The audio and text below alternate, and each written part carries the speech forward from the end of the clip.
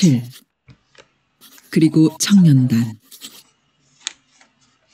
염상군은 양쪽 바지 주머니에 두 손을 찔러놓고 단음의 휘파람 소리를 내며 역전 마당을 가로지르고 있었다. 삐뚤음하게 치켜 올라간 양쪽 어깨와 걸음을 옮길 때마다 장단이라도 맞추듯 건들거리는 상체는 천생 주먹패의 모습 그대로였다. 남들이 보기에는 아무 생각도 담겨있지 않은 것 같은 그런 몸짓으로 걷고 있으면서도 그의 작은 눈은 마당의 좌우와 건너편 차부를 빠르게 훑고 있었다. 지김이 하루 벌어 하루 먹고 사는 것들이 목심은 더럽게 아까운 것인갑구만. 그는 이빨 사이로 찍 침을 내쏘았다. 침은 반 포물선을 그으며 날아가다가 햇빛을 받아 반짝 빛나고는 멀찍이 떨어졌다. 차부고 역전이고 도둑맞은 집구석처럼 썰렁한 것이 그의 비위를 상하게 했다. 길을 떠나자면 통행증을 일일이 발급받아야 하는 형편이니 차부나 역에 손님이 줄어든 것은 당연한 일이었지만 날이면 날마다 자리다툼을 하던 행상들마저 자취를 감추어버린 것이다. 그만큼 지금의 읍내 분위기가 살벌하다는 것을 실감하면서도 하루 벌어 하루 먹기가 다급한 가난뱅이 신세에 그래도 목숨을 지키겠다고 그리 약삭빠르게 구우는 꼴들이 역겨웠다. 떡장수, 엿장수, 과일장수, 순대장수, 오이장수, 고구마장수 이런 행상들이 각기 함지박이며 목판이며 광주리에 든 물건들을 담아들고 도착하고 떠나는 차를 따라 이리 몰리고 저리 몰리며 악다구니 쳐대는 시끌벅적함이 어우러져야 차부나 역전의 기분이 제대로 나는 것이었다. 염상군은 그 소란 속을 헤치고 다니면서 자기 존재를 확인하는 가슴 뻐근함을 느끼고는 했었다. 염상군은 길을 건너려다 말고 왼쪽으로 방향을 바꾸었다. 자파상 옆에 쪼그리고 앉은 두 여자 행상을 향해서였다. 떡과 고구마를 차려놓고 앉은 두 여자는 염상구가 자신들에게로 오고 있는 것을 눈치채고는 찔끔 긴장했다. 그리고 두 여자는 시침을 떼며 이야기에 열중하는 채 했다.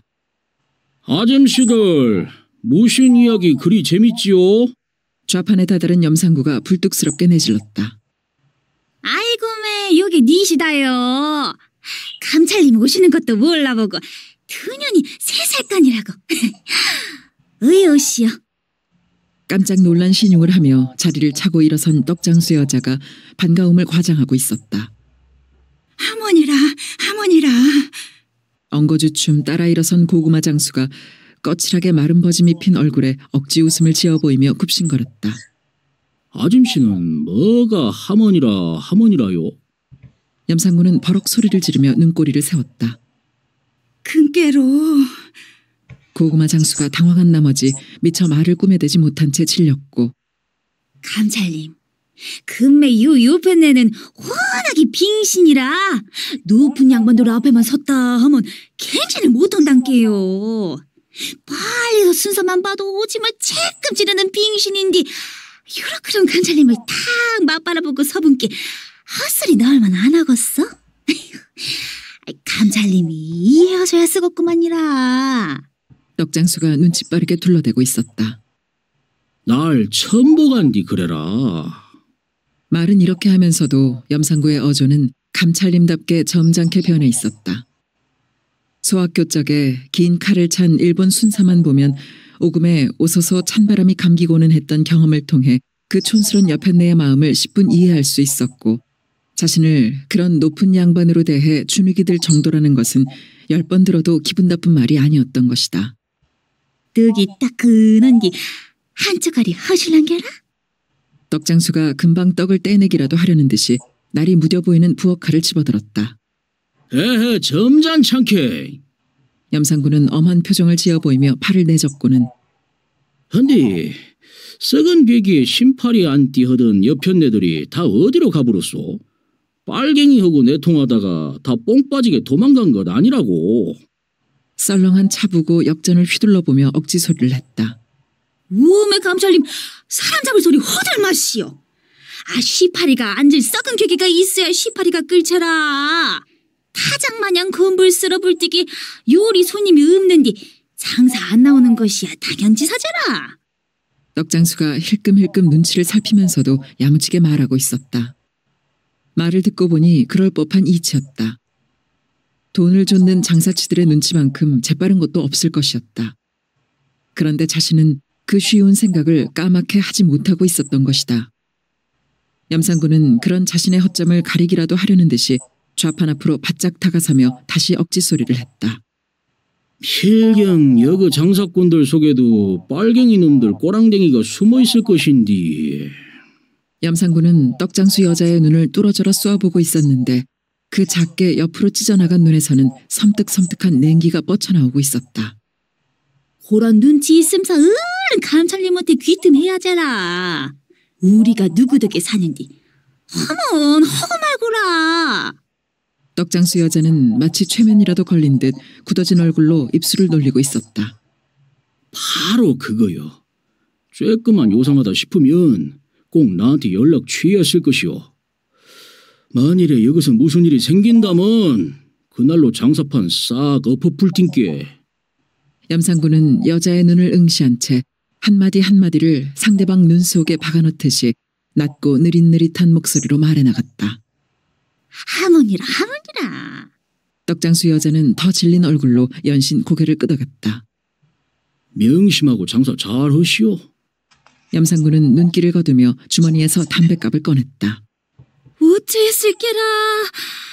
골련값이라도 딜해야 할 것인데 아직 마수거리도 못이었으니. 떡장수는 안절부절 못했고 고구마 장수도 빈손을 허둥대고 있었다. 판이 요리 시장스러운데 오늘은 그만두시오. 우리 아들한테도 일러 놓겠지만 행여 모르고 오면 나가 댕겨갔다고 말하시오. 염상군은 담배에 불을 붙이고 돌아섰다. 감찰님 고맙구나니라. 고마워라. 두 여자는 염상구의 뒤에다 대고 허리를 꾸벅거렸다. 아휴, 뱅골댁 어쩌려고 그런 약조를 다 하는가? 고구마 장수가 휴 한숨을 내쉬며 떡장수를 타박하듯이 말했다.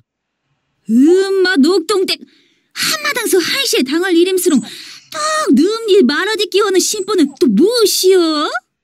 뱅골댁은 어떤 배신감 같은 것을 느끼며 한바탕 대거리를 벌일 것처럼 소리를 질렀다.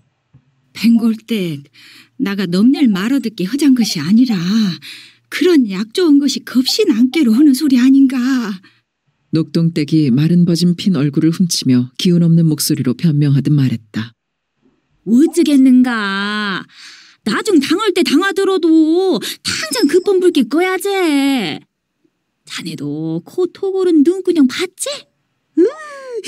독새 눈깔이 그럴라든가 도깨비 외 눈깔이 그럴라든가 시퍼렇게 나에선 백정놈 칼끝으로 찢어놓은 거맨 키로 생긴 눈에 그놈이 파란 불 켰다 하면 지정신이 아닌께. 그때 지그 아버지가 훈기어로 나서면 지혜비도 찔러 죽을 놈이란 말이시. 아까도 눈치 싸게 그럭그럼 하지 않았으면서 어찌 될는지 아는가? 내 떡 함지고 자네 고구마 소쿠리고 육점 마당에 펄새 패대기를 쳤을 것이네.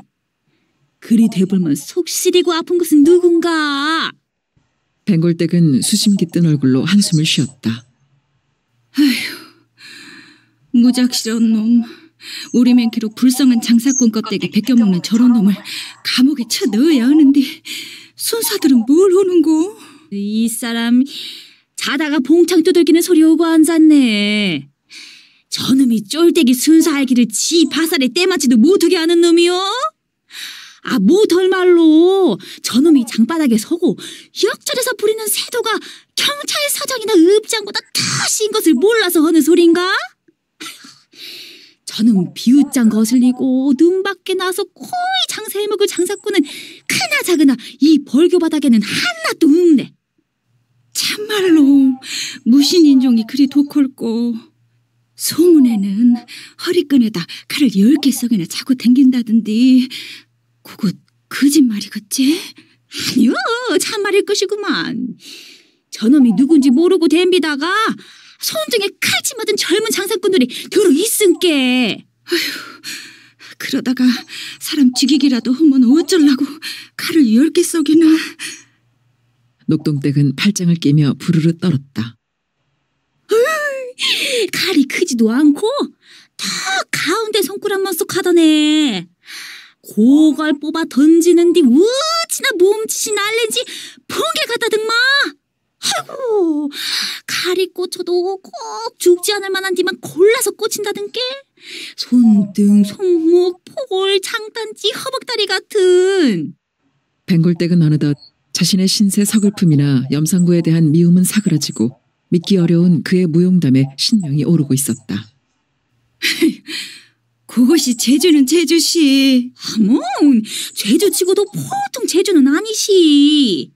고란 귀신도 고그럴 제주에다가 철다리 한가운데서 기차가 코앞에 닥칠 때까정 버팅기다가 아래 갱물로 뛰어내린 배짱을 가졌음께로 왈패 오야붕도 해묵고 청년단 감찰 자리도 해묵제. 아무나 그런 자리 차고 앉았겠는가? 근께 말이시.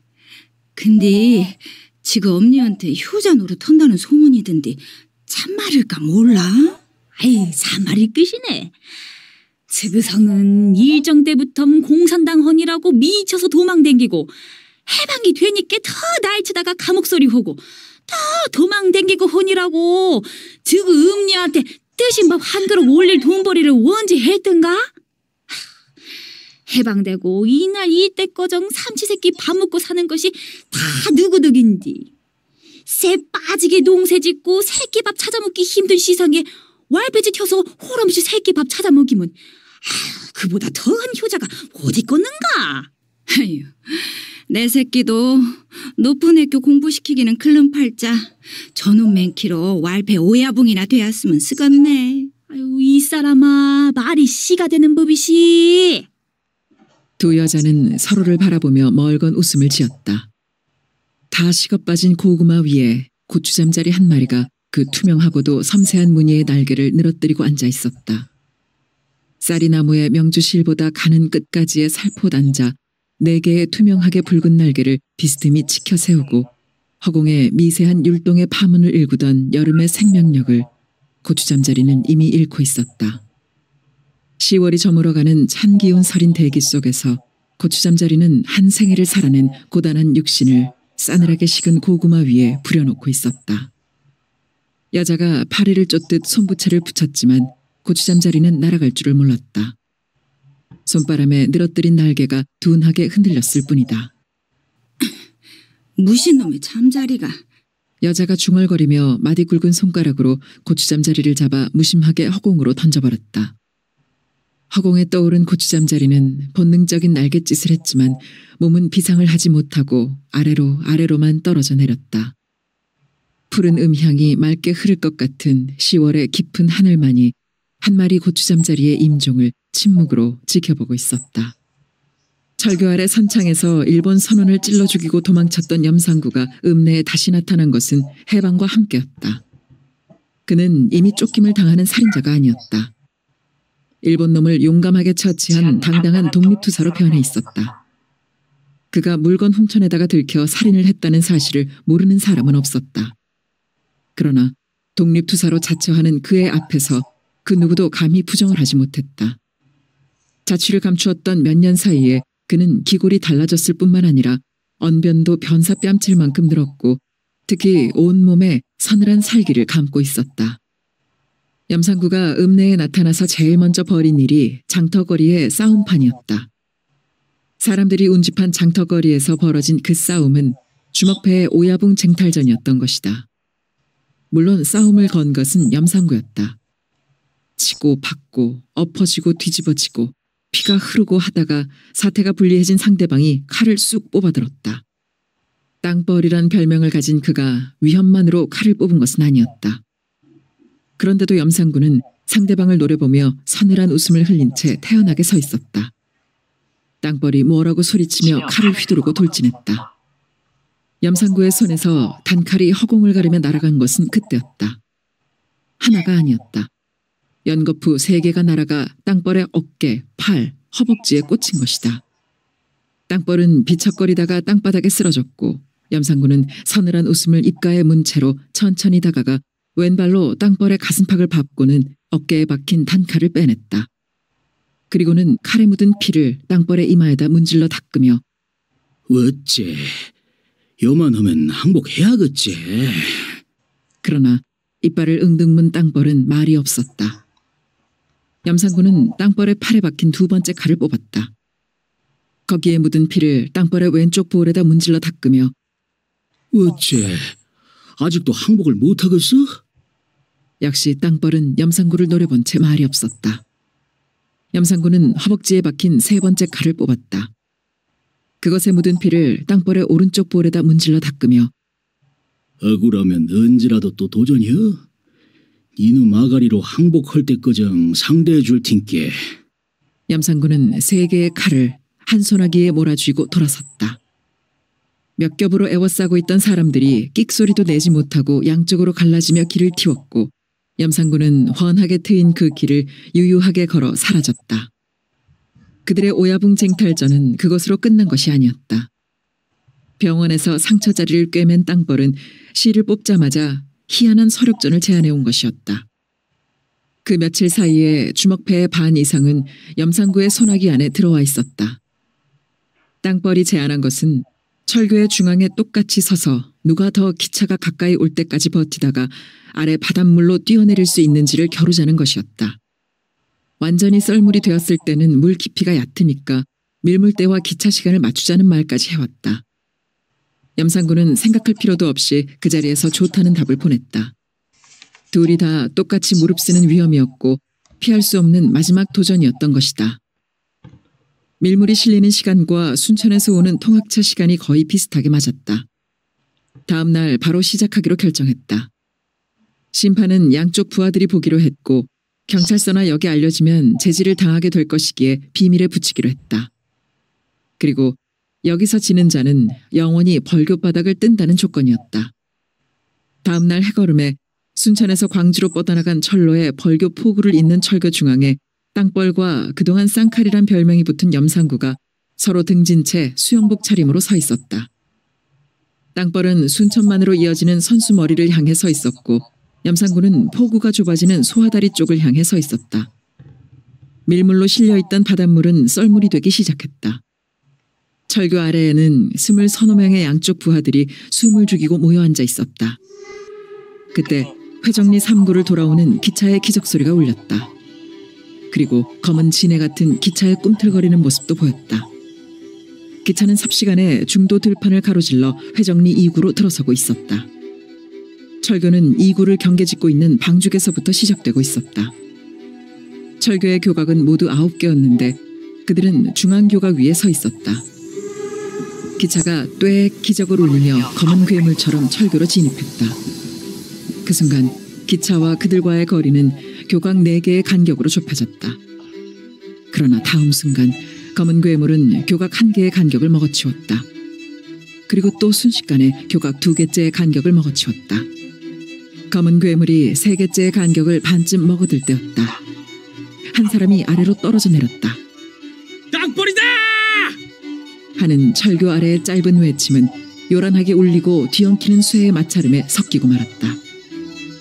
검은 괴물이 4개째의 간격을 먹어치우려고 돌진해오는 순간 나머지 한 사람이 바닷물을 향해 뛰어내렸다. 그 사람의 몸이 철교와 바닷물 사이의 중간쯤 되는 허공을 지나고 있을 때 기차는 조금 전에 그 사람이 서 있었던 자리를 박차고 지나가고 있었다. 쌍칼이 이겼다! 철교 아래서는 긴 환성이 터져오르고 있었다. 주먹의 세계는 비정했다. 염상구가 헤엄쳐 올라오기를 기다려 땅벌의 부하들은 그의 앞에 서슴없이 무릎을 꿇었다. 충실한 부하 되기를 맹세하는 것이었고 염상구는 당당하게 오야붕의 자리를 차지하게 된 것이다. 땅벌은 아무도 거들떠보는 사람이 없는 가운데 그 자리를 떠났고 밤이 어두워진 다음에 옛 부하 몇 명의 전송이 아닌 감시 속에서 고리짝만한 크기의 가방 하나를 들고 광주행 열차에 몸을 실었다. 그리하여 땅벌이 장악하고 있었던 읍내의 권한이 고스란히 염상구의 손안에 들어가게 되었다. 장터를 중심으로 한 역전 일대의 텃세권, 상점들의 정기적인 상납권, 하나뿐인 극장의 기도권, 부잣집의 경조사 보호권. 그러나 무엇보다도 염상구의 가슴을 뿌듯하게 했던 것은 읍내 치안대의 장악에 있었다. 그것은 해방과 동시에 여운형이 발족시킨 조선건국준비위원회 벌교지부에 소속되기를 바라며 자생적으로 생겨난 조직이었다. 치안대장은 유직급으로 정해져 있었지만 그건 명목상 내걸어 놓은 이름일 뿐이었고 실권은 아래에 있었던 것이다. 염상구로서는 여운형이고 건준이고 알 바 아니었고 지부에 소속이 안 되어도 아쉬울 것이 없었다. 목전에 펼쳐져 있는 권한을 행사할 수 있게 된 것만이 중요한 현실이었다. 치안대의 실권자로서 염상구가 제일 먼저 내세운 것이 자신의 이력 변조였다. 일본 선원의 살인이 독립운동으로 바뀌었고 그러므로 염상구는 당연하게 독립투사였던 것이다. 치안대의 실권자와 독립투사의 경력은 금상첨화의 조화를 이루는 것이었다. 그의 부하들은 그 사실을 목청 높여 선전하고 강조하고 다녔지만 그 뻔한 거짓말 앞에서 누구 하나 바른 말을 하지 못했다. 이미 읍내에는 제정신 바로 박힌 보통 사람으로서는 상상도 못할 두 가지 사건을 벌인 쌍칼 염상구에 대한 소문이 윤세까지 되어 퍼져 있었던 것이다. 그리고 세상이 다 알게 친일을 했던 자들이 무슨 명목을 붙여서든지 애국의 탈을 만들어 쓰려고 급급한 판에 염상구 정도의 이력 변조는 아주 양심적인 것이었는지도 모른다. 이유야 어찌되었건 40년에 이르는 일제의 지배를 받는 동안 벌교읍에서는 말할 것도 없고 그 근동에서도 1인을 살해한 것으로는 염상구가 유일한 인물이었던 것이다. 단순한 완력이나 배짱만이 아니라 권력 행사라는 감미의 맛이 들린 염상구는 미군정이 실시되면서 모든 치안권이 경찰 중심으로 돌아간 다음에도 그 언저리를 떠나지 않았다. 애국이라는 말이 너절너절 넝마가 되도록 너도 나도 목청도도 외쳐대며 날이면 날마다 생겨나느니 정당이고 사회단체였다. 그 혼란의 와중에서 정치적 목적으로 결성되는 청년단체도 허다했다. 바로 그 청년이란 이름이 붙은 단체가 염상구의 기식처였다. 그렇다고 염상구는 아무 청년단체에나 몸을 담는 것이 아니었다. 실질적 권한 행사를 할 수 있는 곳, 전망이 확실히 보장된 단체만을 골랐다. 그것은 하나도 어려운 일이 아니었다. 경찰과 밀접한 관계가 있는 그로서는 경찰에서 후원하는 단체에만 들어가면 되는 일이었다. 그는 치안대가 해산되자 전국 청년단체 총동맹의 지부 실권자가 되었고 1947년에 이르러서는 정치 발판을 굳힌 이승만이 결성한 대동청년단의 지부 실권직인 감찰부장 자리에 앉았다.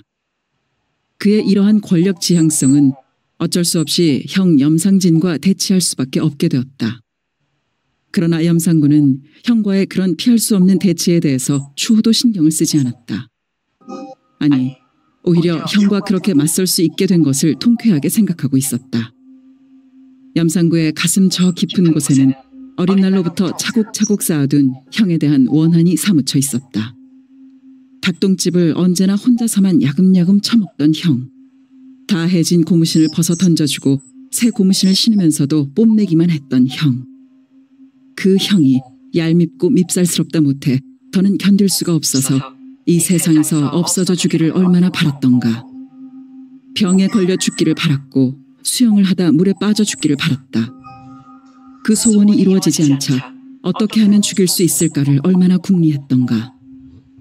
소학교를 끝으로 상급 학교에 갈 수 없게 되었을 때 형에 대한 증오는 극에 달했었다. 그때 처음으로 아버지와 형을 함께 죽일 작정을 했었다. 가슴에서 그런 증오심이 끓고 있는데 아버지가 시키는 대로 그 하찮은 숫장사 하는 방법을 따라 배울 수는 없는 노릇이었다.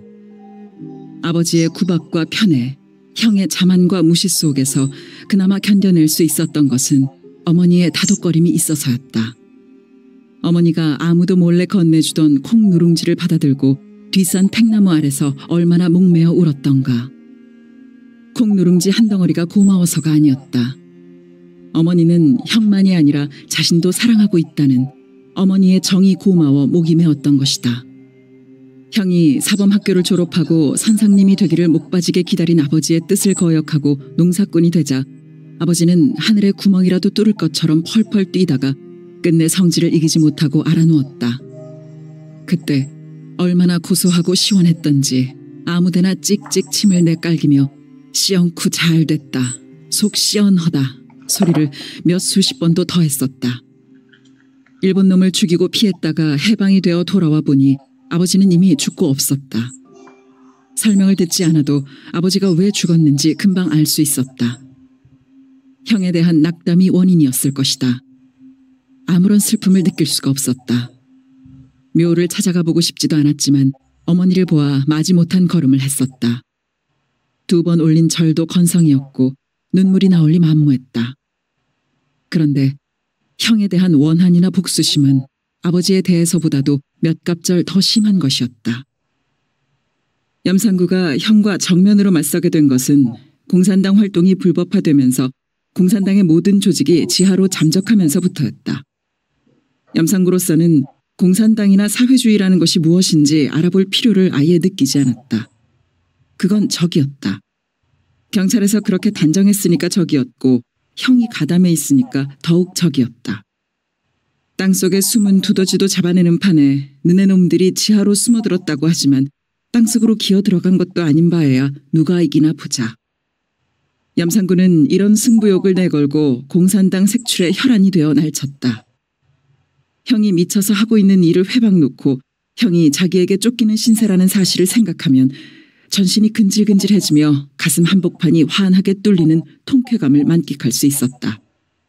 공산당을 잡아내는 일은 한마디로 형에게 사무친 복수를 할 수 있어서 좋고 공을 세워 권한을 키워갈 수 있어 좋고 그야말로 일거양득이라 신명이 나지 않을 수가 없었다. 염상구의 그런 소가리를 모르는 주변 사람들은 그들 형제간의 행동을 놓고 집안 망칠 종자들, 몹쓸 인종들 하고 혀를 찼다. 염상진이 체포되어 1년 실형을 받게 된 것은 내용적으로 염상구와는 아무 상관이 없었다. 염상구는 오히려 그 기회를 놓친 것을 애석해하고 있었다. 그런데도 사람들은 염상구가 형을 잡아넣은 것으로 지레 치부해버리는 것이었다. 그들 형제가 극적으로 부딪힌 것은 금년 3월 남한 단독정부 수립을 위한 총선거 시행을 발표하고 나서였다. 전국적으로 경찰과 대동청년단에서는 총선거 실시를 위한 전면적 준비 작업을 전개했고 이에 맞서 좌익에서는 총선거를 저지하려고 모든 지하 조직을 표면화시켜 총력전을 개시했다. 그래서 4월로 접어들면서 좌익의 반대 폭동은 전국에서 극렬하게 벌어졌다. 염상진도 부하들을 이끌고 경찰서를 습격했다. 그러나 중과 부적이었다. 경찰력만이 아니라 청년단까지 합세된 데다가 화력의 열세는 실패의 결정적 원인이었다. 결과적으로 부하 서너 명만 잃어버린 무모한 행위가 되고 말았다. 청년단이 주먹패에 못자리판으로 민폐나 끼치고 정치 행동대 노릇이나 하는 줄 알았지 경찰과 합세해서 전투병력화할 줄은 예상하지 못했었다. 소하다리를 건너 제석산 쪽으로 퇴로를 잡으며 염상진은 청년단의 실질적인 권한을 행사하고 있는 것이 동생 상구라는 사실을 새삼스럽게 떠올리고 있었다. 그리고 어두워서 상구와 맞닥뜨리지 않은 것을 무엇보다도 다행으로 여겼다. 한편 예상했던 것보다 가볍게 적을 물리치게 된 염상구는 형도 좌익이라는 것도 우습게 보는 계기가 되었다. 그리고 형을 정면으로 맞바라보지 못한 것이 그렇게 애석할 수가 없었다. 염상구는 새벽같이 부하들을 동리마다 풀어 남자가 밤사이에 집을 비운 집을 일제히 조사해 오라고 명령했다. 밤샘 노름을 하지 않은 놈이라면 바로 경찰서를 습격하고 도망친 빨갱이일 것이 틀림없는 일이었다. 그러나 염상구의 이 계산은 한 발이 늦고 말았다. 날이 밝기를 기다린 것이 불찰이었다. 부상을 당해 붙들린 세 놈 말고는 지난밤에 집을 비우고 안 들어온 놈은 하나도 없다는 보고였다. 날이 밝기 전에 빨갱이들이 모두 집을 찾아 들어가 오리발을 내밀었다는 결론이었다. 염상구는 형에게 여지없이 당하고만 패배감을 질겅질겅 씹었다. 이놈, 우리 두고 보자. 그는 빠드득 이빨을 갈아붙이고는 경찰서로 내달았다. 3명의 포로를 사정없이 주리를 틀어댔다. 거품을 물고 까무러치면서도 그놈들의 입에서는 한결같이 저희들이 아는 것은 염상진 대장님 뿐이라는 것이었다. 저희들끼리도 동지인 것을 몰랐다는 것이었다. 거짓말을 하는 것 같지는 않았다. 염상구는 말로만 들었던 공산당의 점조직이 어떤 것인지 알 것 같았고 또 한 번 형에게 패배하는 기분이었다. 지끄진 놈이 어디 두고 보자. 그러나 5월 10일 염상구로서는 더없이 신바람나는 첫 국회의원 선거를 치를 때까지 형은 더는 습격을 가해오지 않았다. 형이나 좌익이라는 것을 썩은 홍어조 정도로 우습게 취급하고 있었던 염상구는 이번 사건을 통해서 그 생각을 바꾸지 않을 수 없었다. 좌익의 습격이라고는 통고를 받고도 염상군은 코웃음을 쳤었다. 겨드랑이가 스물거리던 판에 총질이나 한바탕 해볼까 하는 식으로 느슨하게 생각했던 것이다. 그런데 경찰은 이미 경찰서를 빼앗기고 보성 쪽으로 후퇴를 했다는 것이었다. 지난번 경우를 생각할 때 도저히 믿을 수 없는 일이었다. 염상군은 혁대를 단단히 죄고 집을 나섰다. 그러나 역전에 다다르기도 전에 사태가 불리하게 되었음을 직감할 수 있었다. 길거리에 어제와는 다른 냉기가 싸하게 돌았고 얼핏 골목으로 사라지는 것이 핫바지에 총을 든 녀석의 모습이었다. 얼쩡거릴 일이 아니었던 것이다. 어쩐다. 어디로 도망을 갔나. 경찰은 보성 쪽이라고 했지. 염상군은 잠시 혼란에 빠졌다. 잡히는 날에는 경찰 못지않게 당할 것이었다. 보성 쪽으로 가기에는 아무래도 꺼림칙했다. 경찰의 반대 방향으로 튀자. 그것이 안전도가 높을 터였다. 보성의 반대쪽이면 고흥이었다. 고흥을 떠올리자 연줄로 소록도가 생각났다. 그래. 문둥이들 속에 숨어버리면. 염상군은 그 길로 똥줄이 빠지게 뱀골재를 넘어 고흥 쪽으로 주랭랑을 쳤다. 염상군은 입끝에 매달고 있던 꽁초를 퇴 뱉어 발끝으로 잉끌이며 사나운 눈길로 차부 쪽을 훑었다. 그 썰렁함이 영 마음에 들지 않았다. 난리치고는 작은 난리가 아니었던 것이다. 100명이 넘는 사상자 중에 그의 부하가 9이나 끼어 있었다. 염상군은 그 사실만 생각하면 갑자기 속에서 불길이 치솟는 것 같았다. 빨갱이에 대한 뜨거운 증오심이 들끓는 한편으로 죽어간 부하들에 대한 죄의식으로 괴로움을 당했다. 급한 김에 그들을 팽개치고 혼자서만 달아났던 그 비겁하고 의리 없음이 스스로에게 부끄러워 견딜 수가 없었다. 그 죄의식과 부끄러움은 빨갱이에 대한 증오심에 한층 뜨거운 불을 붙였다.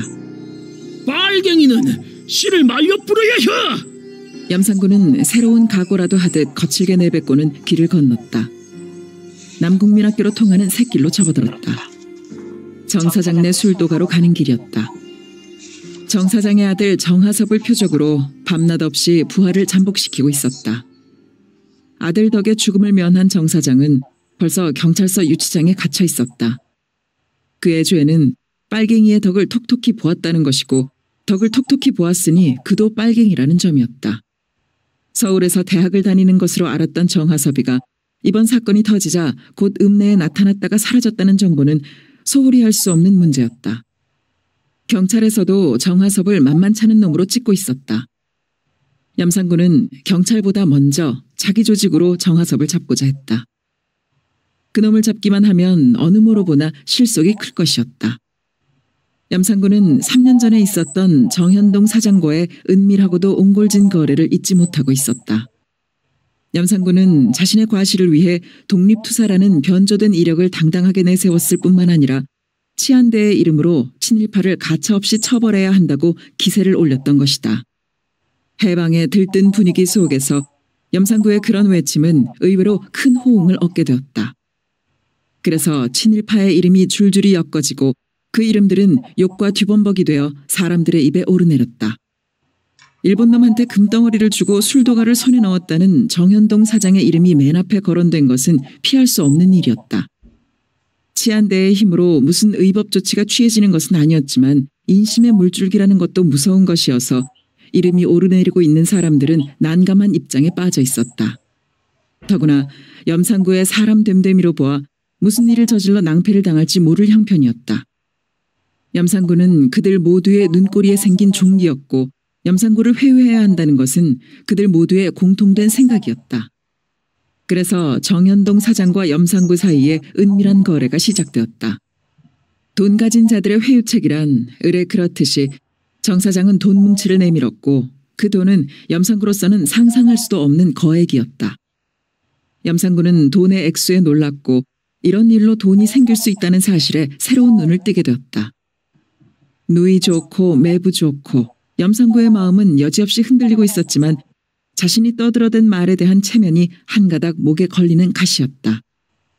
돈도 먹고 체면도 세우고 무슨 좋은 방법이 없을까 하고 끙끙거리던 염상구는 되었소. 외치며 무릎을 쳤다. 0일날 남국민학교 운동장에서 잔치를 벌입시다. 돼지 10마리 남짓 잡고 막걸리 50말 정도 풀어서 읍내 잔치를 벌이는 것이오. 그 자리에 친일파로 몰린 사람들이 모두 나와서 한바탕 어우러져 불면 깨끗하니 끝날 것이오. 혹시 행패 부리는 놈이 있음사 우리 악어들이 책임 맡을 것인께 내 생각이 어쩐게라? 그거 한번 좋은 생각이지. 정 사장은 속이 확 뚫리는 기분이었다. 한갓 주먹패에 지나지 않는 상구놈에게 돈거래로 입막음을 했다는 소문이 날까 두렵고 상구놈 입만 막는다고 해서 한 번 등을 돌린 인심이 수습될까 찜찜하던 참이었던 것이다. 그야말로 서로가 필요한 명분과 실효의 방법을 찾는 셈이었다. 정 사장은 너털 웃음을 웃으면서도 저놈이 사람 여럿 잡을 놈이다. 염상구의 머리 돌아가는 것에 혀를 내둘렀다. 염상구는 새끼를 꺾어 돌면서 걸음을 멈추었다. 술도가는 그대로 길을 따라가면 20여 미터 앞이었다. 그 길 건너 맞은편 가게에 부하를 잠복시켜 두고 있었다. 염상구는 천천히 담배를 빼물었다. 정 사장네 살림집은 술도가 뒤로 붙어 있었다.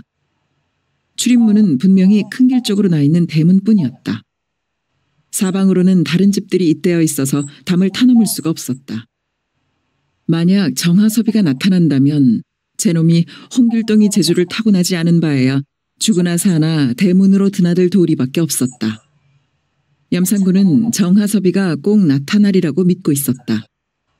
그가 난리통에 어디서 활동했는지 모르지만 지금 쫓기고 있는 몸일 것은 분명했다. 쫓기는 몸으로 무엇보다 궁한 것은 돈일 것이고 돈을 손쉽게 구하는 방법이란 집을 찾아드는 길일 것이었다. 염상구가 꽁초를 두 손가락 끝에 끼워 튕기려는 참이었다. 어떤 여자가 대문을 나왔다. 염상구는 정 사장네 식구일이라 싶어 얼굴을 보이지 않으려고 슬며시 옆으로 돌아섰다. 그러면서도 그의 눈길은 여자 쪽으로 쏠려가고 있었다. 여자의 얼굴을 확인하는 순간 염상구의 의식은 굴절을 일으켰다. 저게 누구더라? 분명 눈에 익은 얼굴인데 얼른 잡히지가 않았다. 저 얼굴이... 그 여자의 얼굴에 겹쳐지는 얼굴이 있었다. 무당 원려의 얼굴이었다. 그렇다. 원려의 딸이었다. 염상구는 픽 웃어버렸다. 굿을 할 모양인데 굿을 한다고 풀려날 정 사장이 아니었다.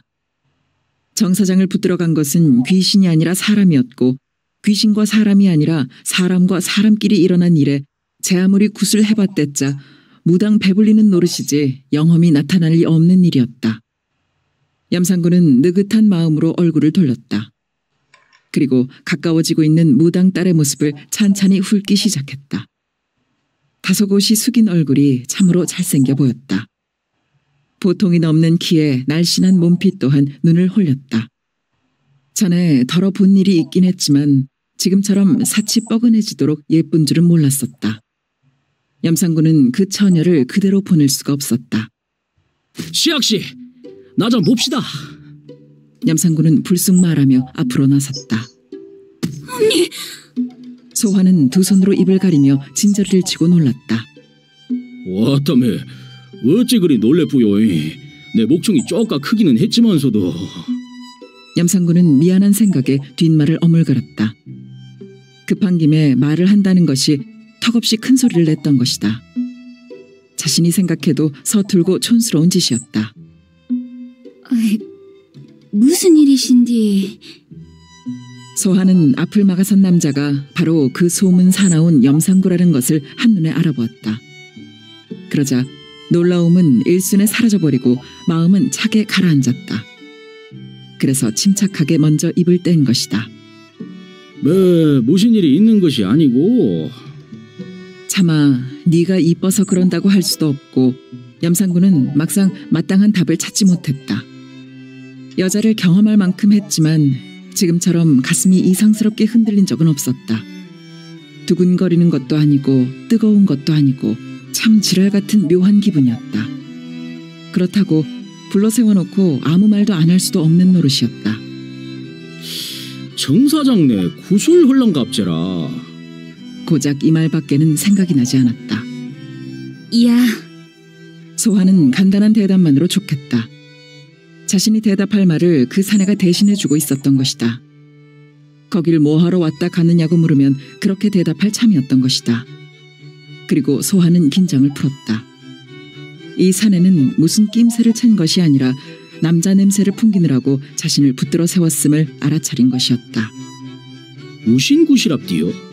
흔한 제스굿인디요. 염상군은 또 말이 막혀버렸다. 고가시네. 말하는 입술도 곱다. 꼭 끌어안고 쪽쪽 볼만 달리던 물이 질질 나오겠다. 더 물을 말이 없어진 염상군은 여자를 보낼 수밖에 없었다. 가보시오. 소화는 눈을 내리깐 채로 고개를 약간 숙여 보이고는 걸음을 옮기기 시작했다. 보시오, 시학씨. 사내의 부르는 소리에 소화는 가슴이 철렁했지만 걸음을 멈추었을 뿐 뒤는 돌아보지 않았다. 어시냐, 아무리 무당 딸이라도 이름은 있을 것인데 이름이 무엇이오? 옆에 다가선 사내가 물었다. 소화구만요. 소화? 소화? 밥 먹고 소화시킨다는 소화는 아닐 것이고 무슨 뜻이오? 흰 꽃이라는 뜻인디요. 흰 꽃? 참말로 누가 진 이름인지 생김하고 딱 맞아떨어지는 기맥힌 이름이시. 얼결에 말을 해놓고 염상군은 그만 스스로 민망해졌다.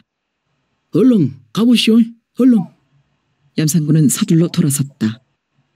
그러나 되돌아서 멀어져가는 소화라는 무당딸의 뒷모습을 음탕한 눈길로 지켜보고 서 있었다. 저 살랑살랑 흔드는 방댕이 짬 보소.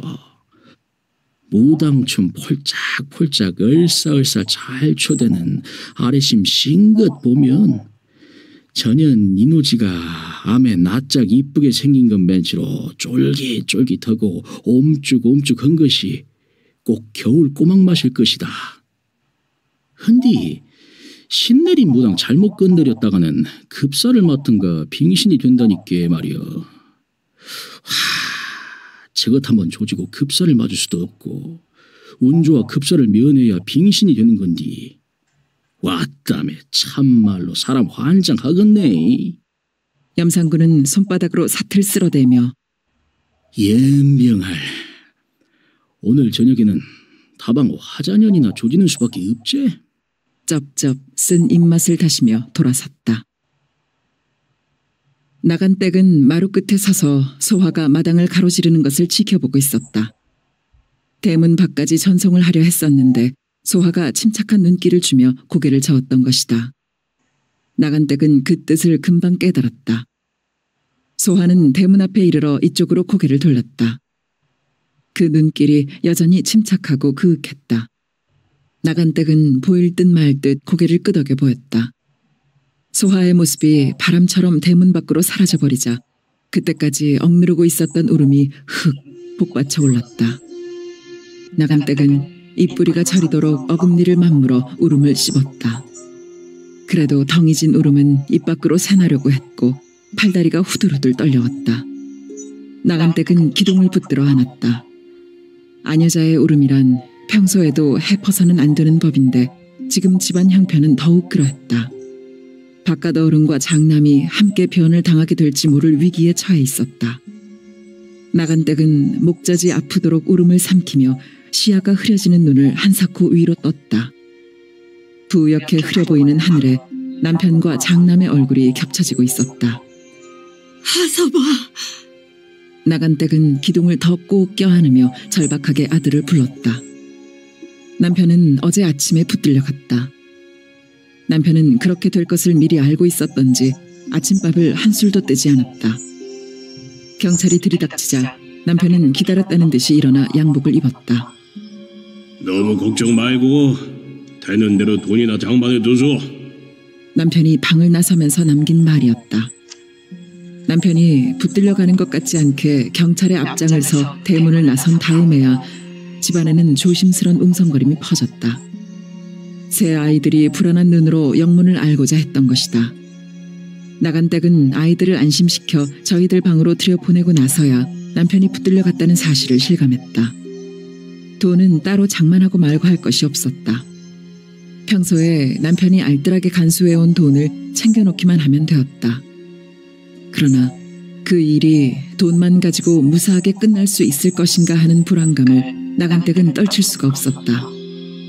큰아들이 아니었더라면 남편도 필경 그 참변을 면치 못했을 것이다.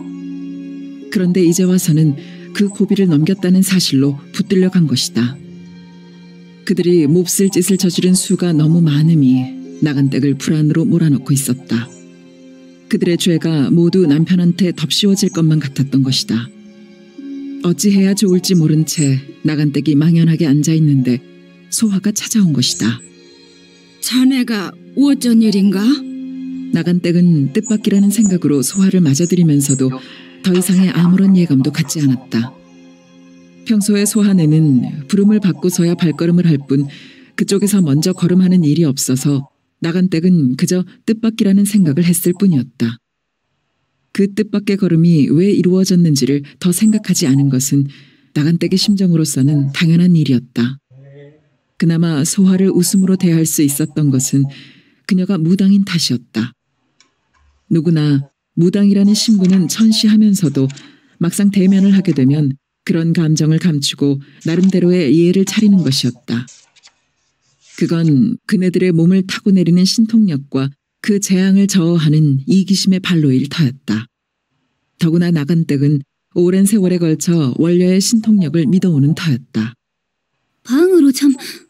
소화는 조용한 고개 놀림으로 주위를 살피며 방으로 들어가기를 원하고 있었다. 그러소. 어서 들소. 나간댁은 앞서 방으로 들어서며 어미가 몸이 심하게 아파 돈을 빌리러 온 것인가 하는 생각을 얼핏 했다. 집 안에 딴 식구들이 있는가요? 문을 닫는 소화가 숨죽인 목소리로 다급하게 물었다. 그런데 그 얼굴이 조금 전과는 달리 당황하고 있었다. 아들이 지그들 방에 있는데 왜 그러는가? 나간댁은 그때서야 비로소 머리를 치고 지나가는 불길한 예감을 느꼈다. 장남 하섭의 얼굴이 퍼뜩 떠오른 것이다. 그녀의 의식은 분명 아들에게 무슨 일이 있느냐고 묻고 있었지만 말이 되어 나오지를 않았다. 이 핀지... 소화는 약간 옆으로 돌아서 치마 말기 속에 감추었던 정하섭의 편지를 꺼내 나간댁에게 내밀었다. 아드님이... 소화는 자신도 모르게 눈을 떨구고 말았다. 정하섭의 얼굴이 선하게 떠오르며 나간댁이 그럼 자기와는 어떻게 되는가 하는 생각이 불현듯 스쳤던 것이다. 이게 어찌 된 일인가? 편지를 읽고 난 나간댁이 소화의 팔을 붙들었다. 아랫목에 앉혀진 소화는 대충의 이야기를 전했다. 고맙네. 자네 은공이 태산이네. 지금 지닌 돈이 있긴 한데 그것 갖고 어디 되겠는가? 나가 더 장만할 것인께 내일 요맘때 한 행부터 해줄란가? 나 자네 은공 안 잊을 것인께로. 나간댁은 간곡했고 소화는 그 간곡함이 오히려 명구스러워 겨우 대답을 했다. 나간댁은 남편을 위해 챙기려고 했던 돈 말고도 자신이 손을 뻗쳐 모을 수 있는 돈은 거의 다 모아들였다. 경찰서에 갇혀있는 남편보다는 쫓기고 있는 아들의 피신이 더 급했던 것이다. 소화는 어김없이 아침나절에 다시 왔다. 나간댁은 돈 보퉁이를 내놓았다. 그것을 가만히 내려다보고 있던 소화가 입을 열었다. 혹시 전대 없이신 게라? 전대? 요대로 들고 가서는 남달러네. 그때서야 나간댁은 소화의 말뜻을 알아들었다. 전대에다 돈을 넣어 치마 속 허리에 차겠다는 뜻이었다. 광목이 있은께 얼른 맹글세. 나간댁은 자리에서 일어서며 소화의 생각 깊음에 놀라고 있었다. 그 조신한 몸가짐, 밭꽃 같은 인물만으로도 아까운데 생각까지 저리 침착하고 깊으니 무당 딸로서는 아깝다는 생각이 절로 났다. 바느질 솜씨가 남다른 나간댁은 재봉틀에 앉자마자 전대를 만들기 시작했다. 광목을 겹으로 접어 한쪽을 박음질하고 양쪽 끝에 묶을 끈을 매다는 전대는 금방 만들어졌다. 금매 우리 하섭이도 이 전대를 그대로 차면 되겠구만. 소화에게 이르듯이 전대 속으로 돈을 옮겨 넣으며 나간댁은 말했다. 예. 소화가 가느다랗게 대답했다. 소화는 온 얼굴이 붉어지도록 부끄러워하며 통치마를 걷어올렸고 나간댁은 묵직한 전대를 들어 소화의 허리에다 얹었다. 그때 문득 나간댁의 머리를 스치는 생각이 있었다. 이 애가 혹시 전대를 아들 앞에서 푸느라고 이런 모양을 하면 어쩌나. 설마 이 조신한 처녀가 그런 실수를 하려고. 나간댁은 자신의 생각을 천덕스럽게 여기며 덮으려고 했다. 그런데 그녀의 머리를 치는 또 다른 생각이 있었다. 하섭이는 제 생명이 걸린 것이나 다름없는 일을 어떻게 이 처녀한테 시킬 수 있었을까? 어떻게 그리도 믿을 수 있었을까? 어제는 미처 생각하지 못했던 문제였다. 소화는 또 무슨 이유로 이런 위험한 심부름을 감당하고 있는 것일까? 혹시 나간댁의 여자적 직감은 예리한 촉수를 일으키고 있었다. 그러나 딸의 첫 생리를 눈치채고서도 선뜻 말을 꺼낼 수가 없었던 것인데 더구나 지금 상대하고 있는 건 딸이 아니라 생판 남이었고 처녀였으며 생리에 관한 문제가 아니라. 나간댁은 신음을 씹었다. 아무리 짚히는 데가 있다 하더라도 차마 입 밖에 내어 물을 수가 없는 물음이었다. 부디 몸 성해야 한다더라고 전해주소. 나간댁은 겨우 이 말을 했을 뿐이다. 남편한테서는 언제 돈을 필요로 하는 전갈이 올지 모른다. 어서 그 돈을 장만해 두어야 한다고 생각하면서도 나간댁은 기둥을 붙든 채 움직일 줄을 몰랐다. 대들보고 기둥이고 다 무너져버린 것 같은 황폐감이 그녀를 못 견디게 했다. 장남 하섭이는 언제부터인가 그녀의 마음을 서운한 그늘로 적시는 무정한 나무였다. 자식은 하나같이 열 손가락 깨무는 아픔의 정이 골고루 사무치는 것이라고 하지만 그래도 장남에게로 쏠려가는 한 가닥 살뜰한 마음은 따로 있었다. 사내 아이들은 계집 아이들과는 달리 한결 빨리 어미의 품을 벗어나는 것이다. 7살을 지나 10살을 넘으면 벌써 어미의 손이 사타구니의 때를 문질러주는 것을 거부하기 시작하는 것이다. 그때 어미는 아들의 그 예쁘고도 귀여운 고추가 늦봄의 애고추가 아니라 초여름의 풋고추로 변하고 있음을 문득 부끄럽게 발견해야 하고 한편으로 대견하게 여기며 사틀 쓰다듬는 감촉 속에서 아릿아릿하게 소슴하는 정을 거둘 준비를 해야 하는 것이다. 변성기가 오고 코 밑에 솜털이 검은 빛으로 변해가고 그 몇 고비를 넘기면서 어미의 정은 땅 밑으로 흐르는 물줄기가 되어 더욱 간절해지고 미처 나타내지 못한 정은 믿음으로 변해 장성한 아들의 어깨에 걸리는 것이다. 그것이 장남인 경우에는 더 말하여 무엇하랴. 그런데 장남 하섭이는 중학교 고학년이 되면서부터 마치도 병을 앓듯이 생각이 바뀌기 시작했고 그 몹쓸 생각은 어미의 믿음 같은 건 거들떠보지도 않게 만들었다. 장남이 그렇게 변할수록 그녀의 마음은 말 못하는 속에서 안타깝게 조바심쳤고 남편과 아들 사이에서 종종 걸음을 치며 살아야 했다. 하섭이가 서울로 대학을 가고 나서는 그 몹쓸 생각을 완전히 버린 줄 알았었다. 서울로 유학을 보내는 것은 그 생각을 버려야 한다는 조건이었고 아버지와의 그 단단한 약속을 지키는 줄만 알았던 것이다. 그런데 아들은 남편의 눈길이 닿지 않는 서울에서 더 마음 놓고 활발하게 그 몹쓸 생각에 빠져들어간 모양이었다. 나간댁은 아무리 되작거려 생각해보아도 하섭이가 어째서 그 몹쓸 좌익 사상에 토끼가 덫에 걸리듯 해버렸는지 알 수가 없었다. 자식이라서 역성드는 것이 아니라 아들은 커가면서 그 심성이 독하거나 고집스럽지가 않았다. 당모가지를 비틀거나 돼지 멱을 따는 것을 끔찍스러워했고 욕심이 없고 인정스러워 아이들과 다툼질하는 일도 별로 없었다. 그런 아들이 어떻게 사람을 마구잡이로 죽이는 자들과 한패거리가 될 수 있단 말인가. 사람이 변해도 어찌 그렇게 변할 수가 있을 것인가. 귀신이 씌지 않고서는 사람이 그렇게 변할 수가 없는 것이다. 귀신도 예사 귀신이 아니라 불지옥 귀신이 씌인 것이다. 아들의 넋도 혼도 빼앗아간 좌익 사상이라는 것이 나간 댁에게는 꼭 불지옥 귀신 같게만 여겨지는 것이었다. 염산구의 희롱에서 노연한 소환은 한사코 빨라지려는 걸음걸이를 늦춰잡느라고 신경 쓰며 소방서 앞에 이르렀다. 소방서만 돌아가면 염산구의 시야를 벗어날 수 있었다. 뒤를 돌아보아서는 안 되는 줄 번연히 알면서도 뒤를 돌아보고 싶은 마음은 간절했다. 아직도 그자가 그곳에 얼쩡거리고 있는지를 확인하고 싶었다. 그러나 뒤를 돌아보아서는 안 된다는 생각에 떼밀려 소환은 소방서를 끼고 돌았다. 왜 그자가 거기에 있었을까? 우연이었을까? 혹시 술도갓집을 염탐하고 있었던 것은 아닐까? 그자는 이미 경찰만큼 무섭다고 소문이 나 있었다. 만약 그자가 그분의 거취를 염탐하고 있었다면 돈보통이를 그대로 들고 나왔더라면 어떻게 할 뻔했는가? 의심 품은 눈이 그대로 지나치지는 않았을 것이다. 아무리 큰 곳을 준비할 돈이라 하더라도 어린아이도 믿지 않을 거액이었다. 그런 둘러댐이 통할 리 없었을 것이고. 끼쳐오는 소름에 소화는 몸을 부르르 떨며 젠걸음을 치기 시작했다. 소화다리를 건너 회정리 1구의 끝머리에 다다를 때까지 소화는 빨리 걷는 데만 정신을 쏟았다. 그래서 순천으로 오가는 자동차가 서너 차례 뿌연 흙먼지를 일으키곤 했지만 소화는 손바닥으로 코를 가리고 돌아서는 평소의 몸짓을 하지 않고 그 먼지 속을 내쳐 걸었다.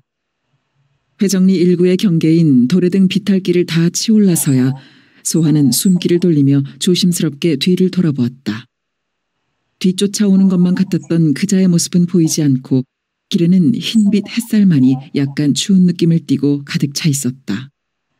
도래등 마루를 살짝 넘어 왼쪽으로 꺾어지는 길을 따라 소화는 빨리 걸었다. 자동차가 내왕할 수 있도록 넓게 닦아놓은 약간 오르막진 그 길이 끝나는 곳에 현부잔의 별장이 자리 잡고 있었다. 길 양옆으로 늘어선 벚나무들이 유난히도 가을을 타는지 어느덧 잎들을 다 떨구고 맨몸으로 서 있었다. 서둘러 걷고 있는 소화의 발이 옮겨 놓일 때마다 낙엽파 쓰러지는 소리가 연약하게 흩어졌다. 소화는 거의 무의식적으로 연못을 지나치고 있었다. 석등 앞에 이르러서야 소화는 집보다는 별장 쪽으로 훨씬 가까워져 있는 자신을 발견했다. 어머니를 혼자 있게 한 시간도 꽤 지났고 그분을 만나면 또 시간이 걸릴 것이었다. 소화는 집부터 먼저 들르기로 했다. 집 쪽으로 방향을 바꾸면서도 그녀의 마음에는 그늘이 드리워졌다. 어머니 얼굴 대하기가 민망하고 죄스러웠다. 어머니는 그분이 나타난 그저께 밤부터 오늘 아침까지 줄곧 불안에 떨고 있었다. 식사도 거의 하려 들지 않았다. 그녀가 아무리 안심시키는 말을 하며 밥을 떠넣어도 어머니는 내뱉을 뿐이었다. 어머니는 밥맛이 없어서 그러는 게 아니었다. 무슨 일이 일어나고 있는지 자세히 알리라는 의사표시였다. 어머니의 그런 반응은 결코 무리한 것이 아니었다. 자신은 지금까지 그저 아무 일도 아니니 안심하라는 말만 되풀이해왔던 것이다. 그 말은 오히려 어머니를 더 불안하고 초조하게 만들었을 것이다. 어제 낮에도 거의 어머니 옆을 떠나 있다시피 했고 밤에는 아예 옆에서 자지를 않은 것이다. 그렇듯 무슨 일인가를 벌이고 있으면서도 그 내용을 밝히지 않은 것이다. 풍을 맞아 말을 할 수 없게 된 어머니에게 무슨 이야기를 한들 비밀이 셀 리가 없었다. 그러나 소화는 어머니에게조차도 그분에 관한 이야기를 하고 싶지가 않았다. 만약 그 누구에게든 발설을 하면 애군이 끼쳐 그분이 무사히 떠나지 못할 것 같은 예감이 그녀를 지배하고 있었다. 그녀는 어떤 경우에라도 그 예감을 거역하지 않으리라고 작정했다. 그건 신령님이 내리신 예시인지도 모른다는 생각이었던 것이다. 소화는 토방으로 올라서며 잔기침으로 인기척을 냈다. 엄니, 주무시오. 소화는 방문을 열고 들어서며 말했다. 주무실 리가 없음을 알면서도 인사로 한 말이었다. 역시 어머니는 눈을 뻔히 뜨고 있었는데 핏발이 성성하게 엉킨 그 눈에는 불안이 가득 담겨 있었다. 얼굴은 더욱 핏기가 없어진 채 편하게 푸석푸석 부어올라 있었다. 어머니가 이틀 동안 애태우고 있는 흔적이 역연하게 나타나 있는 것이었다. 내가 미친년이다. 내가 미친년이다. 소화는 차마 어머니의 얼굴을 바로 대할 수가 없어서 눈길을 떨구며 자책했다. 엄니, 인자 처음에만 참소. 일 다 끝나가니까 일 좋게 끝나면 엄니 속 시원하게 다 말할러네. 엄니도 내 이약 들으면 다 하렸다고 날 치할 것이네. 엄니를 속이잔 것이 아닌께 처음에만 참소이. 소화는 어머니의 소변 자리를 갈면서 사죄하는 마음으로 말하고 있었다. 그 말이 꼭 어머니에게 하는 말만은 아니었다. 자기 자신에게 하는 말이기도 했다. 그녀는 이미 마음속으로 그분과 헤어질 시간이 임박하고 있음을 느끼고 있었고 그렇게 말을 함으로써 스스로에게 이별을 준비시키고 있었다. 엄니, 아무 걱정 말고 누워있으소이. 나 얼른 댕겨올라네. 소화는 굳이 어머니의 눈을 피하면서 말하고는 일어섰다. 소화는 석등 부근에서부터 사방을 살피며 걸었다. 가까운 곳만이 아니라 먼 발치까지 세심하게 눈길을 보냈다. 그 경계 방법은 정하섭이 가르쳐준 것이었다. 별장 본체의 쪽문을 들어서기 전에 다시 전방을 좌우로 살폈다. 가을 정오의 정적 속을 작은 잎새들이 소리 없이 떨어져 내리고 있을 뿐 어디에도 인적은 느껴지지 않았다. 어머니가 불안에 시달리며 혼자 누워있는 집을 풍성한 대숲이 보듬고 있는 듯이 보였다. 그 대숲이 잔잔한 바람을 타 느린 흔들림의 물결을 이루며 무수한 댄잎이 햇빛에 반짝이고 있었다. 소화는 잠시 그 대숲을 바라보며 자신도 모르게 가느다란 감탄의 소리를 신음처럼 흘렸다. 소화는 대숲이 바람에 흔들리며 이루는 그 부드러운 물결의 흐름을 좋아했고 그 흐름을 따라 헤아릴 수 없이 많은 이파리들의 눈부신 반짝임들을 보느라면 가슴 저려오는 감탄이 저절로 나오곤 했다.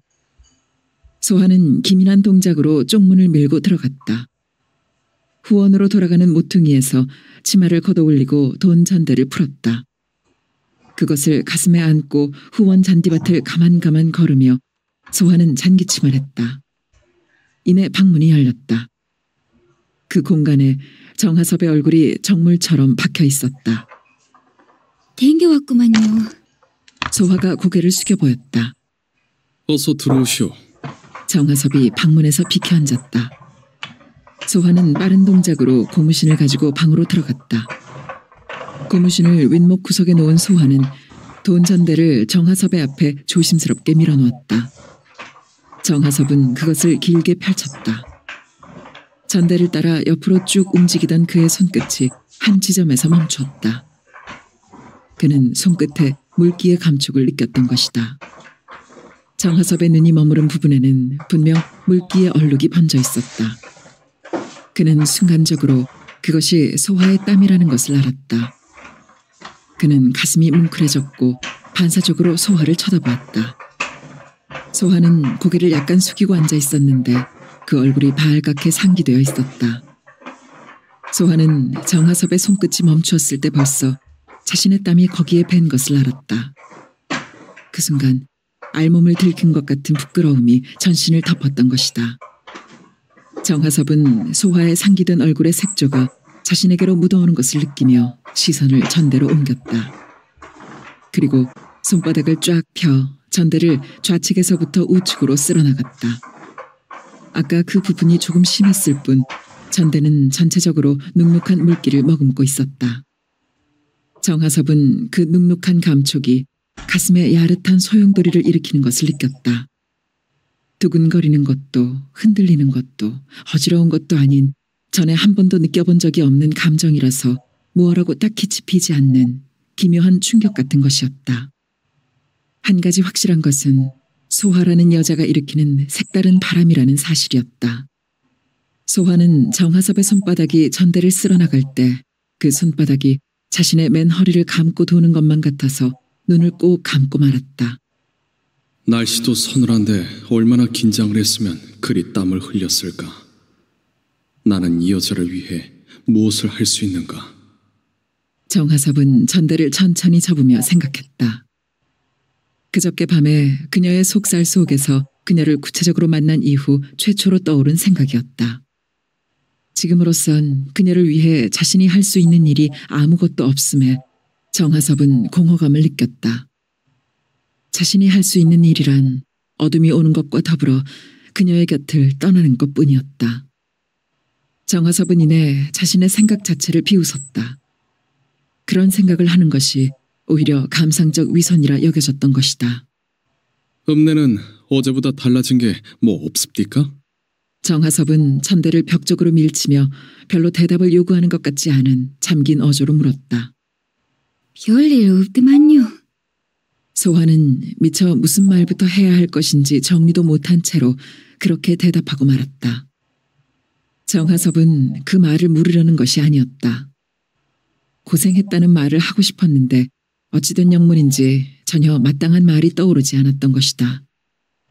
그냥 고생했다는 말이 아닌 그 어떤 말, 자신의 마음과 느낌이 손상되지 않고 그대로 담겨질 수 있는 확실한 말은 찾아지지 않았다. 정하섭은 말이라는 것이 어이없이 불확실하다는 걸 느끼며 담배에 불을 붙였다. 집안에도 별일 없지요? 어저께 물었어야 할 말이라고 생각하며 정하섭은 센 웃음을 10개 흘렸다. 예. 소환은 자신 있는 대답을 하지 못했다. 나간댁은 정 사장이 경찰에 붙들려간 사실을 아들에게 알리지 말라고 다짐했던 것이다. 나간댁에 그런 다짐이 없었더라도 소환은 그 말을 전하지 않을 작정이었다. 그분을 괴롭혀주고 싶지 않았던 것이다. 집 앞에서 마주친 그자에 대해서도 말하지 않기로 했다. 오다가 설비 들은 이야긴데 어저께 밤에 좌익 쪽 사람들 총살을 시켰다고 하더만요. 소환은 일부러 이 말을 했다. 이 말 저 말 다 감추다 보면 그분이 안심하고 읍내로 들어갈지도 모른다 싶었던 것이다. 어지간히 다급하기도 하군. 정하섭은 픽 웃음을 흘렸다. 오늘 밤에도 또 죽일 것이오 하는 말이 잇따라 나오려는 것을 눌렀다. 그건 그들에 대한 감정이었지 소화에게는 하등 필요한 말이 아니었던 것이다. 의당 그러리라고 예상하고 있었던 일이지만 이야기를 듣고 나니 분노가 갈퀴발처럼 일어나며 가슴팍을 긁었다. 난 얻어지는 대로 떠나야겠소. 정하섭은 열기 묻은 목소리로 불쑥 말했다. 고개를 약간 수그리고 앉은 소화는 미동도 하지 않았다. 정하섭은 스스로에게 어이없어 하고 있었다. 꼭 소화가 가지 못하게 붙드는 것을 뿌리치기라도 하는 것처럼 말을 하고 만 것이다. 그 말을 이런 식으로 하려 한 것은 아니었다. 미안함과 고마움을 최소한이나마 담아 그 말을 하려 했던 것이다. 소화는 소리 없이 일어났다. 왜 일어나오? 정하섭이 소화를 올려다보았다. 그 얼굴에 노여움이 서린 듯했다. 점심진지. 소화가 눈길을 피했다. 나 배고프지 않소. 앉으시오. 정하섭은 소화가 앉기를 기다리지 않고 상체를 기울여 팔을 뻗쳤다. 그는 소화의 손을 덥석 잡았다. 소화는 멈칫했다. 그의 손이 너무 뜨거웠던 것이다. 그 뜨거운 만큼 억센 힘이 소화를 끌어당겼다. 그녀는 이끌려가며 또 구판에 설 때 같은 아스만 현기증에 쌓인 발열을 느끼고 있었다. 그는 그녀의 몸을 품었다. 그녀의 머리칼에 코를 묻었다. 들꽃 냄새가 가슴을 적셔왔다. 그는 서두르지 않았다. 그녀의 채취에 어느 만큼 익숙해져 있었고 그 채취에 의식을 적셔가는 슬픈 안개 같은 황홀을 알았다. 그는 어제 낮에야 비로소 그녀의 나신이 얼마나 맑고 눈부신가를 알았다. 그녀가 읍내를 다녀온 다음 그는 시간의 초조와 육신의 갈증을 해소하는 방법으로 그녀를 택할 수밖에 없었다. 그녀는 완강하게 거부했다. 손수 옷고름을 풀었던 지난 밤과는 너무나 다른 그녀의 모습이었다. 그녀의 거부가 강할수록 그의 남성은 더욱 강해졌다. 거부를 포기한 그녀는 울먹였다. 한낮에. 그는 그때서야 거부의 뜻이 부끄러움 탓임을 알았다. 그녀의 부끄러움을 이해하려 한 것은 그의 이성이었고 그녀의 부끄러움을 더욱 부끄럽게 만들고자 한 것은 그의 남성이었다. 승패가 자명한 싸움에서 그의 남성은 이성을 여지없이 무찔러 버렸고 그녀의 부끄러움은 한낮을 창호지로 가렸을 뿐인 밝음 가운데 놓여야 했다. 부끄러움으로 경련하는 그녀의 알몸 위에서 불붙은 그의 남성은 걷잡을 수 없는 불길이었고 그 불길이 어느 한순간 수천 수만의 불티로 쪼개지며 흔적도 없이 사그라져 버렸을 때 비로소 그의 이성은 패배의 먼지를 털며 소생했다. 소생한 이성이 발견한 것은 얼음처럼 응고되어 있는 그녀의 슬픔이었다. 무당인 그녀의 빼어난 인물과 고운 몸매와 그것들은 슬픈 운명의 실로 깨어진 염주 같았다. 한 번의 경험도 쉽게 습관이 되는 것이었다. 그녀는 어제처럼 거부의 몸부림을 하지 않았다. 어제의 부끄러움이 부끄러워질 만큼 부끄러움은 엷어져 있었다. 어쩌면 헤어짐을 앞두었기에 더 그런지도 몰랐다. 그도 어제처럼 서두르지 않았고 그녀는 그의 손놀림에 따라 옷을 하나씩 하나씩 벗어냈다. 그녀를 떠나는 옷가지마다에서 풀먹인 옷에 싱그러운 내음이 풍겼다. 마지막으로 속옷이 벗겨지면서 그녀는 몸을 웅크렸다. 그가 이불을 끌어다 그녀를 덮었다. 그녀는 감고 있던 눈을 더 꼭 감았다. 그가 이불 속으로 들어왔다. 그의 맨몸이 그대로 닿아왔다. 그녀는 아스만 현기증을 느꼈다. 그는 한 팔로 그녀의 목을 감으며 몸을 밀착시켰다. 그리고 다른 손으로 그녀의 어깨를 어루만지고 등을 더듬어 내리고 허리에 잠시 머무른 손은 둔부를 지나 허벅지까지 내려갔다. 그는 애무를 하고 있는 것이 아니었다.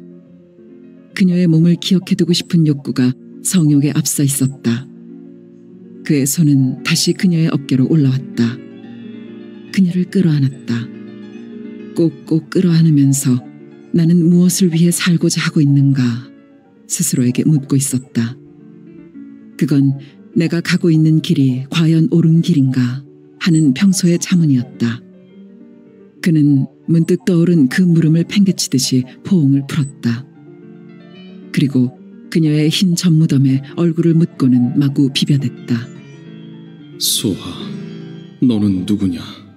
나는 또 누구냐? 사는 것이 이런 것의 연속이라면 얼마나 간단하고 좋겠느냐? 그런데 이건 순간일 뿐이다. 그리고 삶의 의미도 주어져 있지 않다. 과연 사는 건 무엇일까? 소아, 넌 신령님과 통한다는데 알고 있느냐? 그는 욕구가 식어 있음을 느꼈다. 천천히 얼굴을 들어 소화를 보았다. 그녀는 눈을 꼭 감은 채 아랫입술을 속으로 물고 있었다. 질린 듯 상기되어 있는 얼굴 위로 머리카락 몇 올이 흘러내려 있었다. 그는 그 얼굴에 자신의 얼굴을 비볐다. 소아. 그는 간절하게 그녀를 불렀다. 소아의 팔이 그의 목을 감아온 것은 다음 순간이었다. 그녀의 전신은 떨리고 있었다. 그는 그녀의 몸을 아까보다 더 강하게 끌어안았다. 그의 욕구가 타오르기 시작했다. 소화는 불덩어리인 그의 힘에 빨려들어 혼미하게 녹아가며 부르짖고 있었다. 신령님, 신령님, 애를 베게 해주십시오. 신령님의 음함으로 애를 베게 해주십시오. 애를 베게 해주십시오. 정하섭은 소화가 일찍 마련한 저녁밥을 거의 먹지 못했다. 점심을 늦게 먹어서만이 아니었다. 그대로 물리다시피 한 상을 보고도 소화는 아무 말도 하지 않았다. 정하섭은 담배를 연거푸 2대째 피우고 나서 돈 전대를 챙겼다. 밖에는 땅거미가 묽은 안개 퍼지듯 내리고 있었다. 제석산 자락을 타고 내리는 것 같은 그 어스름은 곧 짙은 어둠으로 바뀔 것이었다. 정하섭은 전대를 찼다. 윗목에 놓아두었던 구두를 가져다가 신고 끈을 단단히 묶었다. 그리고 담배를 빼물었다. 담배 연기를 푸 소리나게 내뿜고 물었다. 어머님 병세는 좀 어떠시오? 그대로구만요. 나 때문에 잘 돌보지 못해 더 나빠지지 않았나 모르겠소. 아니구만요. 두 사람 사이에는 다시 말이 끊어졌다. 정하섭이 시계를 보았다. 그리고 문구멍으로 밖을 내다보았다. 행동이 노출되지 않을 만큼 어둠은 짙어져 있었다. 진트제 너머 구룡까지 빈틈없이 시간을 맞춰야 했다. 접선은 오늘과 내일 이틀간 같은 시간으로 되어 있었다. 접선 가능 시간은 약속 시간으로부터 20분이었다. 그 지점의 접선자가 이동 위치로 안내하게 되어 있었다. 정하섭은 담배를 끄고 벌떡 일어났다. 소화도 소스라치며 따라 일어났다. 그녀의 손에는 조그만 보퉁이가 들려 있었다. 여기서 헤어집시다. 후원 쪽문 앞에서 정하섭이 말했다. 요 문을 나가 뒷길로도 집에 갈 수 있는디요. 소화는 정하섭을 빤히 쳐다보며 말했다. 정하섭을 만나고 처음인 그 눈길은 단호하기 이를 데 없었다. 그럼 그렇게 하시오. 정하섭이 엷게 웃으며 고개를 끄덕였다. 두 사람은 쪽문을 나서 담을 타고 이어진 길을 빨리 걸었다. 됐소. 난 여기서부터 산을 타야겠소. 정하섭이 담이 꺾여 돌아가는 지점에 멈춰서며 말했다. 김밥이구만요. 소화가 보퉁이를 내밀었다. 그거 필요 없을 텐데. 정하섭이 난처한 얼굴로 망설였다. 밤길인디다가 갈 길이 얼마나 멀지 모르는디 또 저녁 진지도 안 잡섰고. 소화의 목소리가 울먹였다. 그래요. 필요할 것이오. 정하섭은 얼른 보퉁이를 받아들었다. 시간을 지체할 수가 없었던 것이다. 머자나 다시 오게 될 것이오. 그때까지 잘 있어요. 정하섭의 말을 들으며 소화는 자기도 무슨 말인가를 해야 된다고 생각했다. 그때 퍼뜩 떠오른 말이 있었다. 참, 읍내 어머님 당부신디요. 부디 건강하시라고. 고맙소. 그럼. 정하섭은 돌아섰다. 그리고 뒷산 쪽을 향하여 날쌔게 뛰기 시작했다. 그의 모습은 이내 어둠에 묻혔고 눈을 부릅뜨다시피 한 소화의 시야에서도 사라지고 말았다. 그러나 소화는 그 자리에서 움직일 줄을 몰랐다. 아니, 움직일 수가 없었다. 지금 그녀의 가슴에서는 실타래가 풀려나가고 있었던 것이다. 그 끝은 정하섭에게 묶여 있었다. 정하섭이 아무리 험한 길을 아무리 멀리 가도 끊어지지도 동인하지도 않을 실이었다. 그것은 그녀의 가슴에서 끝도 한도 없이 만들어지는 인연의 실이었던 것이다. 8. 이념 이전의 인간. 벌교에 비해 순천은 한결 살벌한 분위기였다. 역에서는 집중한 군인들이 통행증을 조사하고 있었다. 역사의 바깥 유리창은 말할 것도 없고 안쪽 유리창들까지도 성한 게 거의 없을 지경이었다. 미처 유리를 갈아 끼우지 못해 깨진 위에 종이를 덧붙여 바람막이를 해놓고 있었다. 어떤 유리창 중앙에는 총탄이 꿰뚫고 지나간 구멍이 빠끔하게 나 있기도 했다. 총격전이 벌어졌던 현장을 그대로 보여주고 있었다. 역사를 벗어난 김범우는 속보로 걷기 시작했다. 경찰서로 가서 처남 신석주를 면회하고 곧바로 벌교로 돌아가자면 시간이 촉박했다. 김범우는 아무것도 생각하지 않으려고 했지만 머릿속에서는 갈피를 잡을 수 없는 생각들이 다투어 일어나고 있었다. 그 생각들은 하나같이 암울한 색조의 것들이었다. 철로 건널목에 이르러 김범우는 걸음을 늦추었다. 길가에 마른 풀섭에 떨어져 있는 것들은 자세히 들여다보지 않아도 탄피가 분명했다. 그 탄피들은 건널목을 지나 시내로 이어지는 다림목 가까이까지 연이어 떨어져 있었다. 김범우는 그때서야 그 길이 둔덕져 있음을 깨달았다. 그 경사를 은폐 삼아 역쪽을 향해 총격전을 벌였음을 알 수 있었다. 박살이 난 역사의 유리창들과 역에서 시내로 진입하는 유일한 길목에 떨어져 있는 탄피들과 혹시 사건 경위를 미리 모르고 있었다 하더라도 여수의 주둔군이 기차를 이용해서 순천으로 밀려들어왔음을 추리하기에는 어려운 일이 아니었다. 김범우는 경찰서 정문에서 제지를 당했다. 경찰서는 예전의 경찰서가 아니었다. 삼엄한 경비 아래 경찰들은 전투복 차림을 하고 있는 데다가 군인들마저 오락가락해서 살벌하기가 전보다 몇 갑절 더했다. 그래서 김범우는 처음부터 경찰서장을 만나러 왔다고 했다. 그는 좌익 학생 문제로 자주 만나서 안면이 두터운 사이였던 것이다. 어떤 서장님 말이오? 보초순경이 미간을 일그러뜨리며 불친절하게 말했다. 어떤 서장님이라뇨? 김범우는 반문을 하며 그의 신변에 무슨 일이 생겼음을 직감했다. 전 서장님을 만나러 왔으면 돌아가시오. 그분은 이번에 전사하셨소. 보초순경은 집총 자세에 어울리도록 딱딱한 어조로 말했고 김범우는 멍한 눈길을 순경의 얼굴에 던지고 서 있었다. 경찰서장의 전사. 그건 단순한 충격만이 아니었다. 그건 곧 이번 사건의 심각성과 직결되는 문제였다. 비켜 서시오. 공모집행 방해요. 보초순경이 눈을 치뜨며 내쏘았다. 그 서슬에 김범우는 두어 발짝 물러섰다. 난감했다. 분위기로 보아 좌익 혐의로 체포된 자의 면회가 받아들여질 것 같지 않았고 그렇다고 이대로 돌아설 수도 없는 일이었다. 김범우는 면회를 가능하게 할 수 있는 면면들을 더듬기 시작했다. 여러 얼굴들이 떠올랐지만 모두 신통치가 않았다. 이렇게도 아는 사람이 없나 다급하기도 하고 허전하기도 한 생각이 들며 경찰서 앞에서 이런 궁색스런 생각에 골몰하고 있는 스스로에게 슬며시 화가 치밀었다. 그때 떠오른 얼굴이 있었다. 재판소의 이 판사였다. 그러나 김범우는 이내 그의 얼굴을 지워버렸다. 아니, 찢어버렸다고 해야 옳았다. 그는 중학교 선배였는데 김범우가 경멸하고 비판하는 인물들 중에 전형이었다. 일제치하에서 고등고시라는 것을 거쳐 판검사가 된 거의 모든 인간들이 그렇듯 그도 철저한 일제의 주구 노릇을 감행한 인물이었다.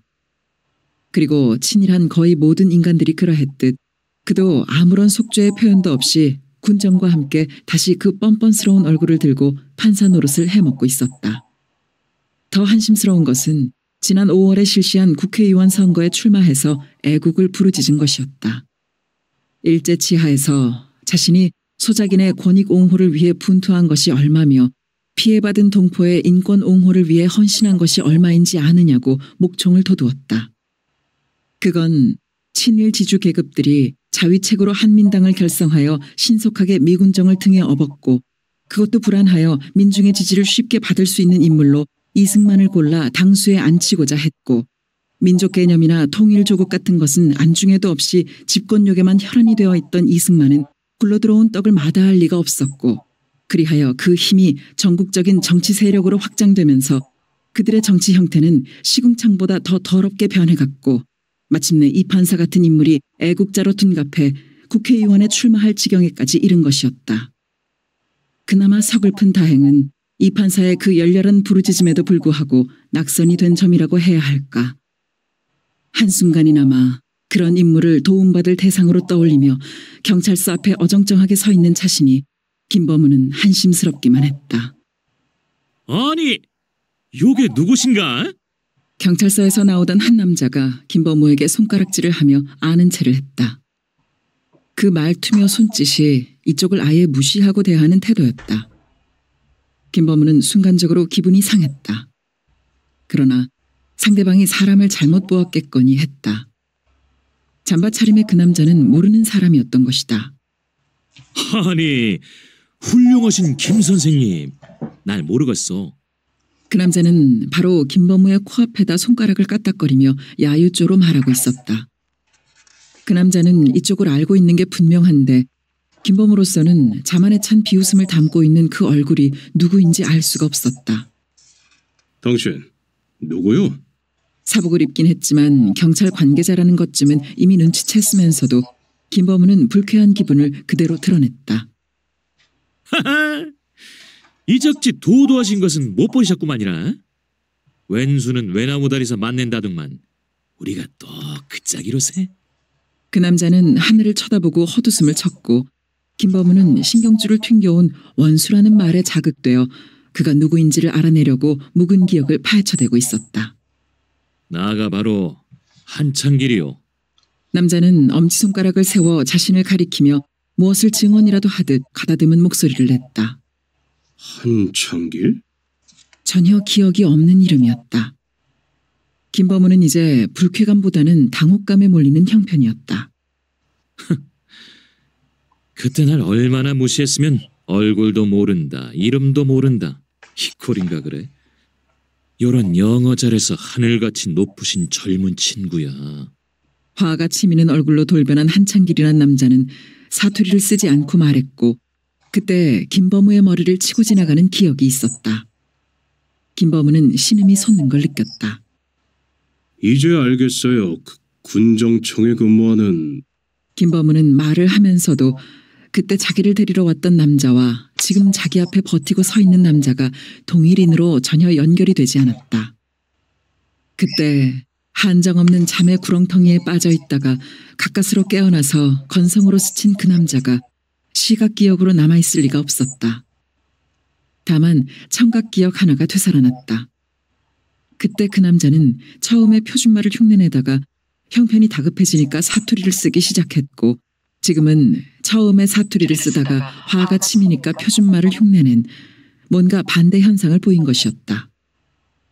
알아묵어서 고마워해야겠구만. 한창길은 무슨 보복이라도 하고 싶은 듯한 적대감을 노골적으로 드러내고 있었다. 그때 불쾌하셨던 모양인데 이해하십시오.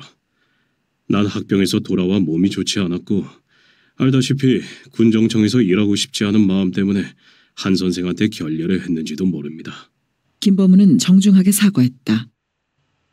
한창길의 인간됨이나 인상이 어떠하든 간에 자신이 범했을지도 모를 실수는 어디까지나 자신의 책임이었던 것이다.